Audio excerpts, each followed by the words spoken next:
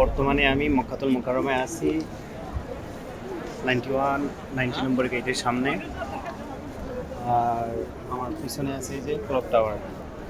তো আজ 2 দিন থেকে প্রায় দেখতেছি মক্কাতে নাকি রেড অ্যালার্ট জারি। কি কেন? বাড়ি বর্ষণের কারণে রাস্তাতে নাকি বন্যা, আরও অনেক কিছু ব্লা অনেক কিছু দেখতেছি। এগুলো সম্পূর্ণ মিথ্যা, এগুলোর সাথে বাস্তবতার কোনো মিল নাই। আজ 2 দিন থেকে মক্কাতে কোনো বৃষ্টিই নাই। মক্কাতে যদি বৃষ্টি না হয় তাহলে রেড অ্যালার্ট জারি কীভাবে হবে? এই কিছুক্ষণ আগে এক ভাই, উনি বর্তমানে কাতারে আছে ট্রানজিটে, ওইখান থেকেও ফোন দিয়ে বলতেছে ভাই মক্কা থেকে রেল অ্যালার্ট জারি, আমরা কি ঢুকতে পারবো না? কাহিনীটা কি? আসলে এরকম কিছুই নাই। 2 দিন থেকে আজকে মক্কাতে কোনো বৃষ্টিই নাই। বৃষ্টি না থাকার পরও বন্যা কিভাবে আসে?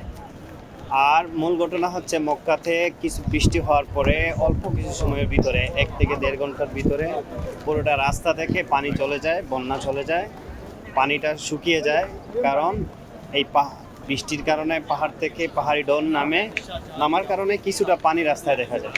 বাংলাদেশের খবর, আল মাহবুব, মক্কাতুল মুকাররমা।